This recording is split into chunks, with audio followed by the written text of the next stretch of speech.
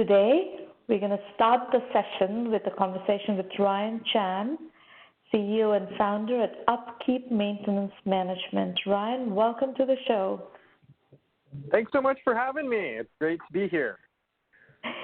You have a very interesting journey, Ryan. We covered you in Entrepreneur Journeys, and I wanted to invite you back to this roundtable to share more of how you've done your journey so far. So let's start.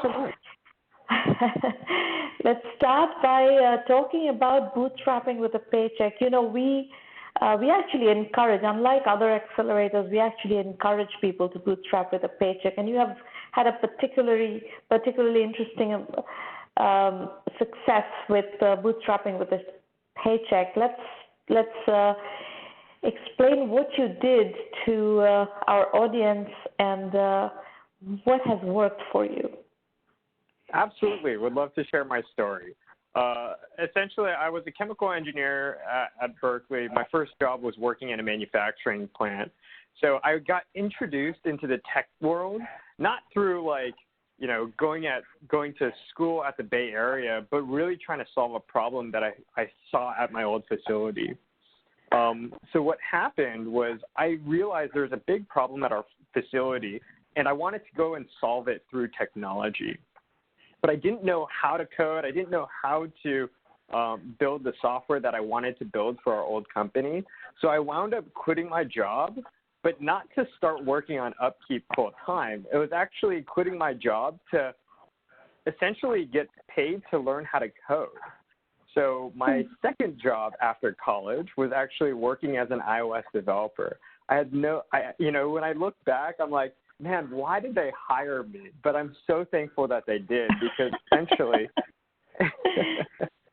it allowed me to learn how to code and ultimately have the tools in my tool belt to build the foundation of the product that I really wanted. So when we talk about bootstrapping, it wasn't just like, hey, I'm going to work on UpKeep on the nights and weekends. It was also this idea of I'm going to get a full-time job that allows me to learn and hone in my craft that will allow me, over a long period of time. It was a 2-year period where I was bootstrapping UpKeep, working on the nights and weekends, pretty much getting paid to learn how to code, getting paid to learn how to build the ultimate company that UpKeep is today. And what did you accomplish in these 2 years while you were bootstrapping with a paycheck and learning how to code? How far did you get? Oh my gosh! I mean, when I think about how far we got, I released my first product. But when I think about it, it wasn't like it took me 2 years to release my first product.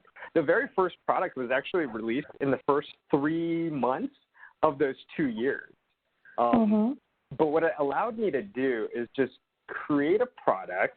It allowed me to continue iterating off of it. It was completely free, so I didn't have to worry about making money to support my everyday needs. Instead, it allowed me to really, really hone into what the customer problem was, and also allow me to hone in my craft and allow me to get better as a developer, get better as a business owner, and better as, basically a leader, a product visionary. Yeah. And so when you say you launched the product after 3 months, what kind of launch was it? Was it launched to a select group of customers that you connected with, or how did you launch? Oh my gosh. It was like the most anticlimactic launch in the world. I basically finished the very, very MVP. It was like such a small MVP. I released it out onto the App Store, and I had this vision that if I did this, then everyone would come rushing in. It was a free product, and everyone would love the product. I'm sure you can kind of tell that did not happen. No. Essentially, I launched it on the App Store. The first day, I got 0 downloads. The second day, I got 1. Guess who it was? It was my mom. The third day, I convinced my brother and his wife to download the application. And it was a very long period of just continuing to iterate on this product. When I had launched the product, it was 100% free. And it was just another app of the 10 million applications on the App Store. Right. Yeah, that was our launch. So when was the first real customer download? How long did that take, and how did that happen? With the real first customer download, I'm not sure actually. But what I will say is that it was never this like exponential growth upwards. It was this 2-year journey of working on the application that was just completely free. It was a 2-year journey of just continuing to iterate on it. And it wasn't until basically 2 years later that I had met up with one of my friends who is also a startup founder and CEO of a company much larger than we are. And he said, hey, Ryan, like, you've got a couple thousand users on UpKeep. Like, that's amazing. That's a business. And it didn't really hit me until I kind of paused and looked back at how far we'd come, because I was grinding away for 2 years. Just every single day, it was just like adding one more user, 2 more users, 3 more users.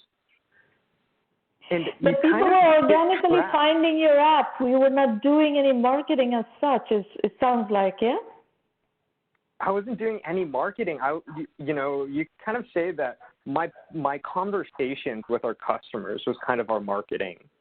And so essentially what I did was every single customer that came in, or I wouldn't even say a customer because they weren't paying us, but every single person that came in, downloaded the app, I try to have conversations with them. Why did you download UpKeep? What were you looking for? What do you want in a product? And it was what a wonderful customer immersion exercise. And it was just a very slow, steady, gradual process over 2 years. But if you do this for 2 years, one day you kind of look back and realize, holy moly, look how far we've come. Look how far the product has come. Look how many customers and users are using the product. And that was at the 2-year point, these are still free users, yes? These were all free users, yeah. Yeah.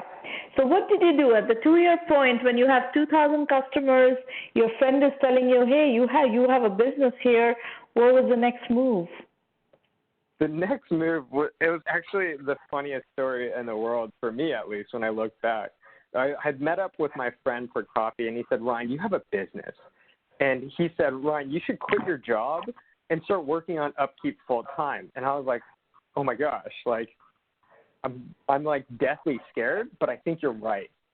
And so literally that day, I had called my boss and I told him, like, I absolutely love working here, but I've got to pursue this passion of mine. I want to start my own company. So I did that. And, after that, I said, okay, like, I need to support myself. I need to support, basically the product.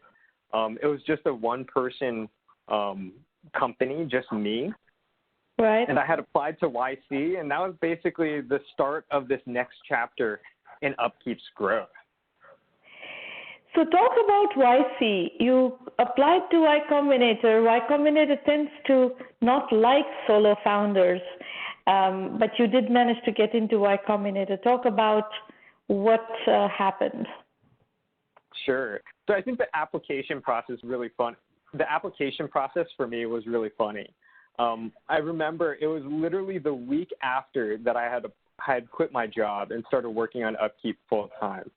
I was working in my mom's garage, and if you're curious, I actually still live there today with my wife. And and I was just searching online. I came across Y Combinator.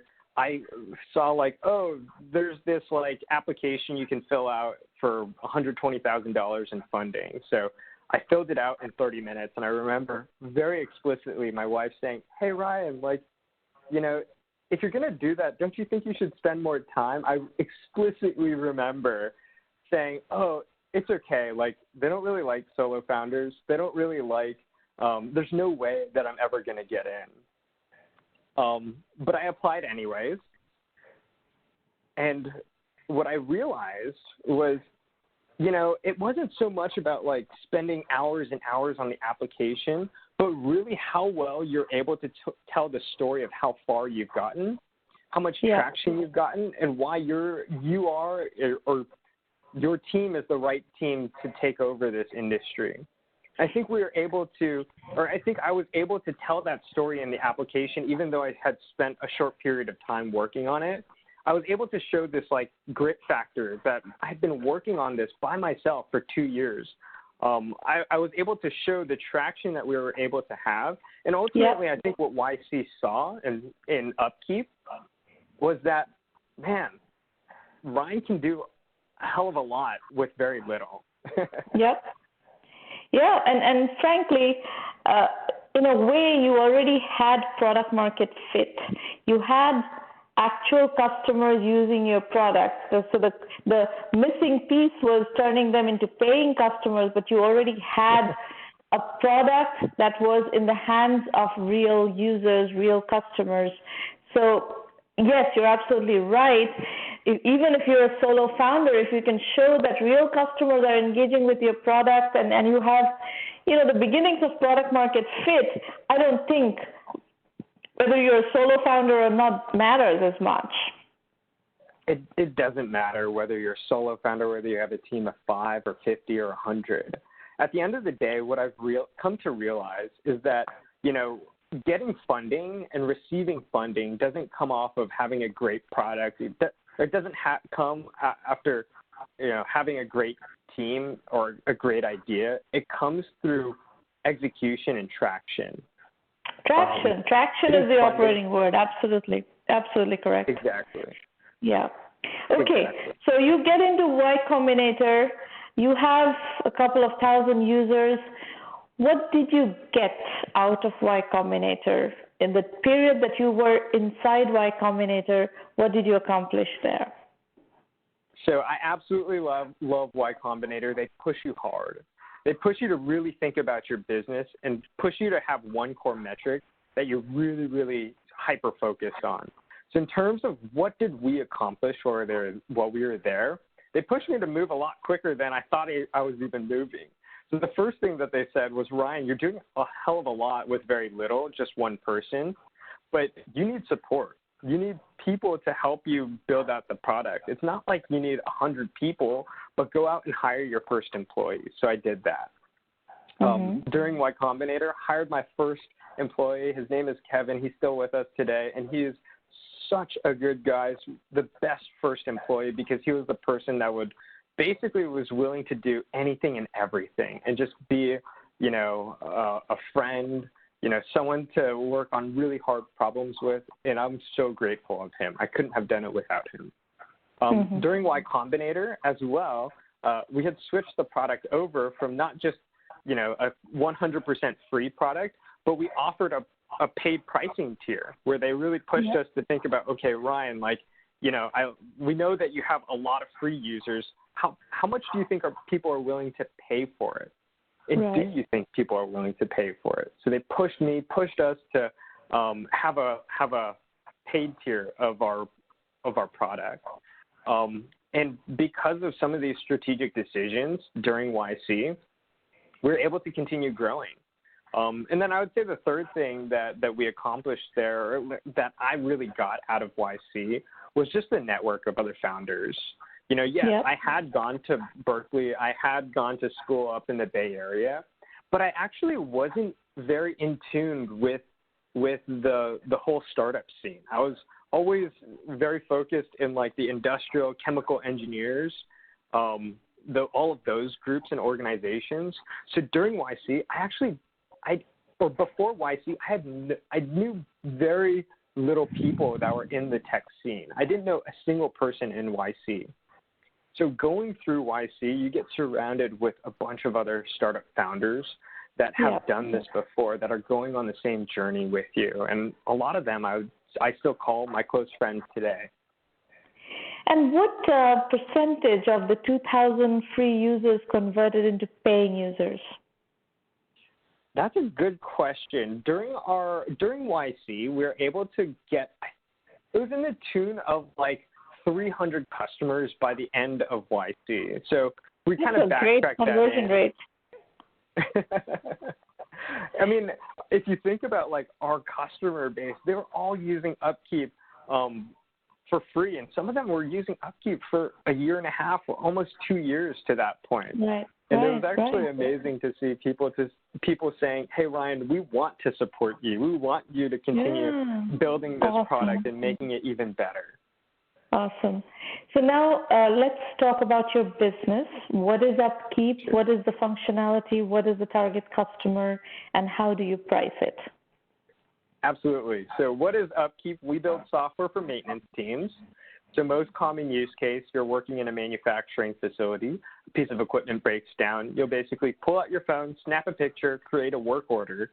That'll go to the facility manager, who can dispatch a technician to go out and fix that broken piece of equipment. So kind of like this group collaboration task management tool geared towards maintenance and facility managers. We have 3 different personas. The buyer of our product is typically the VP of operations. The champion of our product is the facility manager, and the ultimate end user is going to be the technician who's out there repairing equipment on a day-to-day basis. That's really UpKeep in a whole. Mm-hmm. And the pricing strategy? Absolutely. So essentially we charge per active technician on UpKeep. So if you think about, dispatching one of those technicians to go out and fix a piece of equipment, we basically charge on a monthly billing cycle per user. Yep. And it ranges anywhere from, $40 per user all the way up to $180 per user per month. Fabulous. Okay. And what financing strategy did you follow after Y Combinator? So $120K of seed financing from Y Combinator, and then what? Yeah, so basically after Y Combinator, I would say the fourth thing that Y Combinator gave us was a network and a network into investors. Yep. So after YC, we had obviously took $120,000 from them. After YC, we raised another $2.7 million in our seed funding. And it was from a group across Battery, Bain, also Y Combinator participated too, and a few other seed funds. So it was really, really awesome. To me at that point, I was just like mind blown. I was, this was an insane amount of money, but I'm so grateful. Well, I'm so grateful because that allowed me and allowed us to really start to turn UpKeep from what was just a bootstrapped company literally 4 months ago into a real business that we could actually bring on and hire people and, ultimately build the foundation of what UpKeep is today. After that. And when was that? When was the $10 million financing? Yeah, so after that $2.7 million, we had raised another $10 million in January of 2018. So basically the timeline of events. Just a second. Brian, when was the $2.7 million? What month and year? Yeah. The 2.7 was after Y Combinator of winter 17. So it was around April of 2017. Okay. Yeah. And then we had raised another $10 million in January of 2018. So about 9 months later. Okay. So you have about $13 million worth of financing by January 2018. Correct. And how were the metrics tracking at this point with all this throttle, all this infusion of capital? What did that do to your metrics? I mean, it allowed us to grow. And just to put this into perspective, and whenever I think about it, it's kind of gnarly, kind of crazy, but a ton of fun. So 2.5 years ago when we went through YC, it was literally just me as a solo founder. During our seed round, I had basically hired, it was a team of 8 after our seed round. And by our Series A, we had around 12 people. So basically in January of 2018, there's basically 12 people on the team. Over the past basically a year and a half since our Series A. We've got a team of 60. We have over 2,500 paying companies on UpKeep. We've grown the business quite exponentially, and it's been a ton of fun. It's been so amazing, so great. But what I also want to say was that, funding is an outcome of having a great product, of having a great traction, having a product that customers absolutely love. I wouldn't say that financing was the thing that allowed us to get there. I think it's really an outcome. It's product market fit that allowed you to get the financing and the subsequent traction. It's not financing driving the traction. Absolutely. And just to put this into perspective too, we haven't spent a single dollar of our Series A funding over the past year and a half. So I just really want to bring this home that financing, having money does not equate to amazing traction. Having amazing traction will allow you to get additional funding and to get the financing.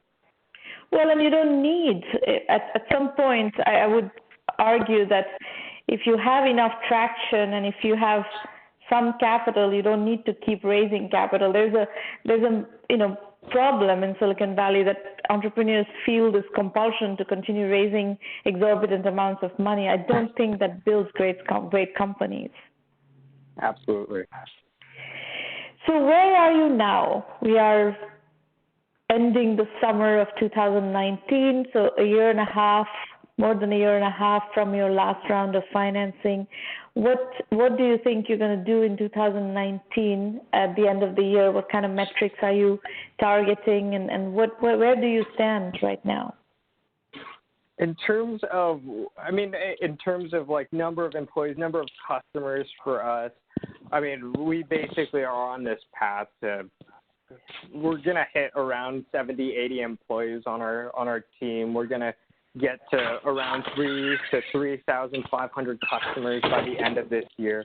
It's really exciting. It's been a ton of fun for us. Really, and where is your team? Are they all in the Bay Area? 70, 80 people in the Bay Area? Actually, we're based in Los Angeles. You're based in Los Angeles, okay. That's a good idea because the area is becoming very difficult from a hiring point of view. So that's also a smart decision. Absolutely. It's been, for me, I grew up in Los Angeles and absolutely love the sunny weather down here in LA. So, more than happy to bring folks that want to get out of the Bay Area down to LA. So you've had good success hiring in the LA area? It's always difficult, what I will say. It's always difficult to hire great people. I think we've had good success hiring in LA because, of my network, because of the people that we've brought on their network as well. Mm-hmm. It's hard anywhere you go. Yeah. Cool. What a wonderful story. I love how you've done all the right things and not, chased money without chasing customers, all the things that we see over and over again in our practice.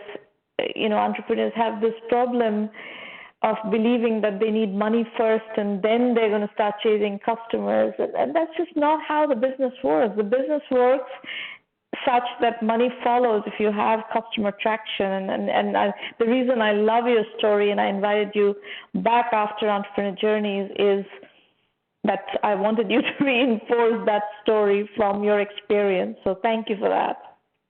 Of course. It means a lot to me.